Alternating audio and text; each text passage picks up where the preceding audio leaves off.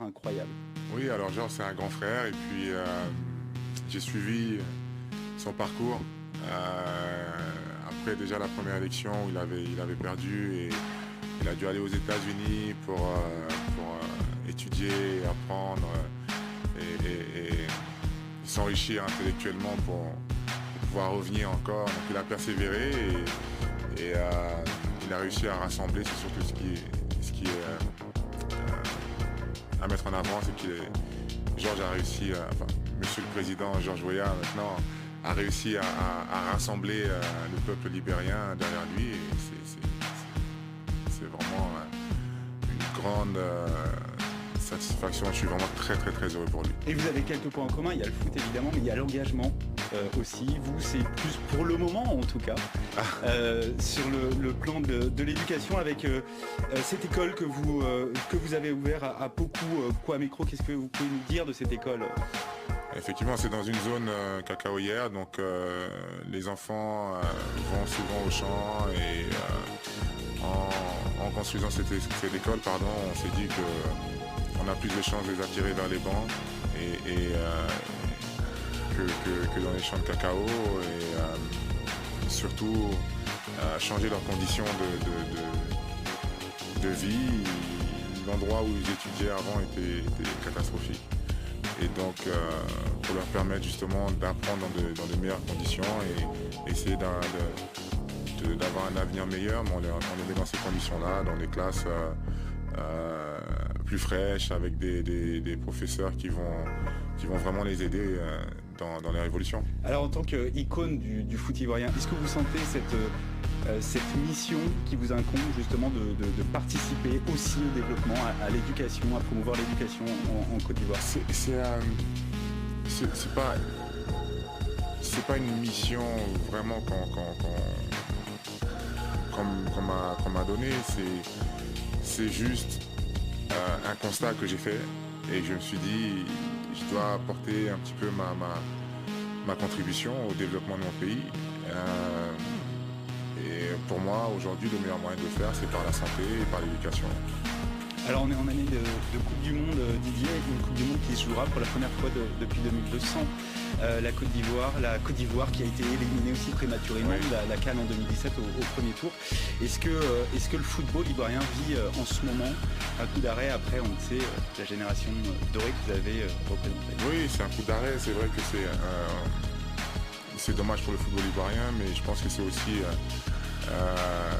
le moment idéal pour revoir, pour repenser le football ivoirien, la stratégie qui a été mise en place il y a 15-20 ans, qui a payé avec l'éclosion de joueurs comme Yaya Touré, Salomon Kalou, Kolo Touré, Zokora et tant d'autres. Aujourd'hui, cette génération-là arrive à terme, donc et on n'a pas anticipé ce qui va se passer dans les 10-15 prochaines années. Donc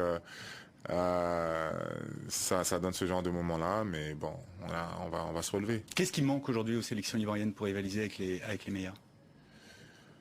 Je pense qu'il manque un peu plus d'équipes africaines en Coupe du Monde.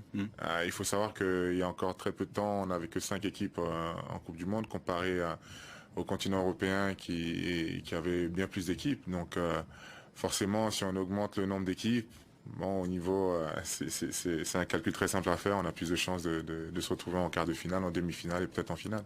Alors votre carrière, elle a aussi été marquée, Didier, par un duel à distance avec Samuel Eto'o. Est-ce que on peut parler de rivalité entre vous deux ou pas ? Non, je pense vraiment que la rivalité a été sportive et surtout elle a fait vibrer beaucoup d'Africains et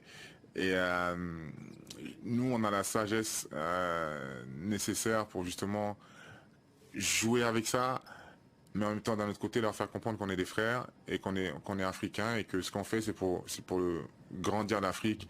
Et on parlait là il y a une semaine en se disant on espère qu'on a apporté ce continent-là le plus haut possible. Je pense que personne n'ira vous contredire. Je vais vous montrer ces 3 photos, Didier, si on peut les afficher dans les écrans. 3 hommes, 3 rencontres.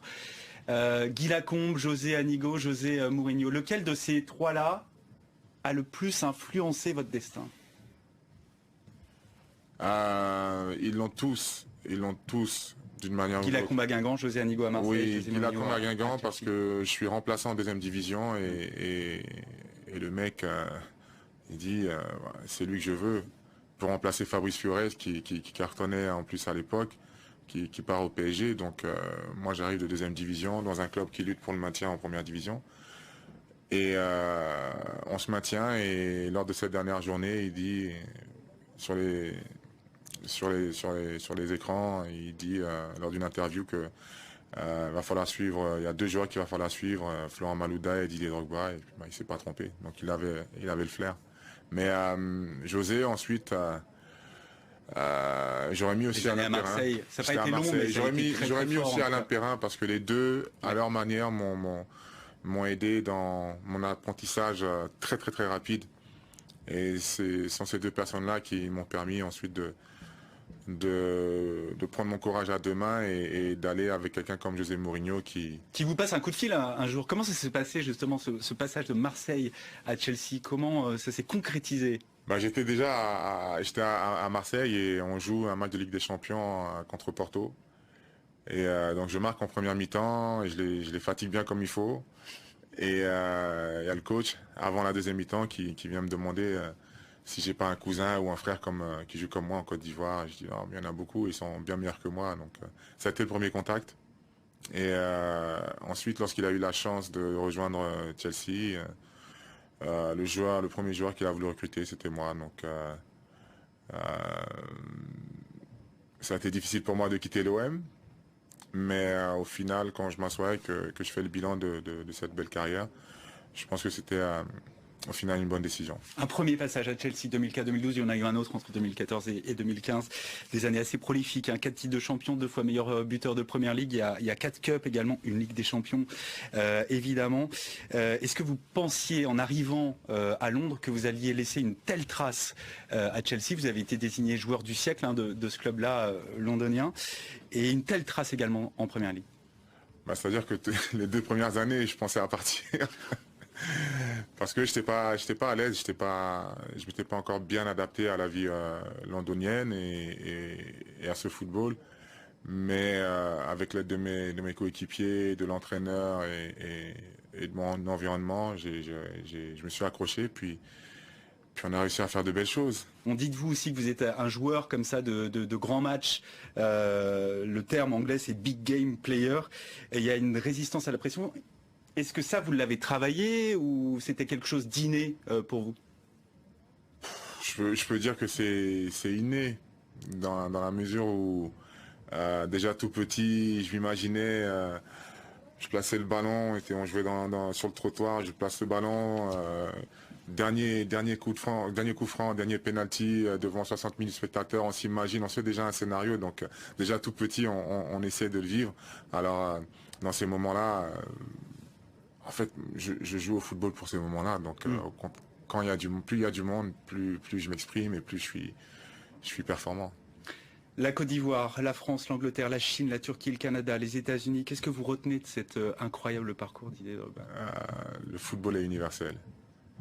C'est l'opium du peuple. Voilà. Un regret dans votre carrière? Non, au contraire. Si, un regret, c'est que ça se termine déjà. Vous avez fait partie, vous avez été peut-être le porte-drapeau de cette génération dorée avec la Côte d'Ivoire, de ne pas avoir remporté la CAN justement. Non, c'est pas un regret. Je pense qu'il y a dans la vie, il faut savoir laisser la place. Il faut partir au bon moment. Et je suis parti pour moi au meilleur moment parce que je voulais pas faire l'année de trop.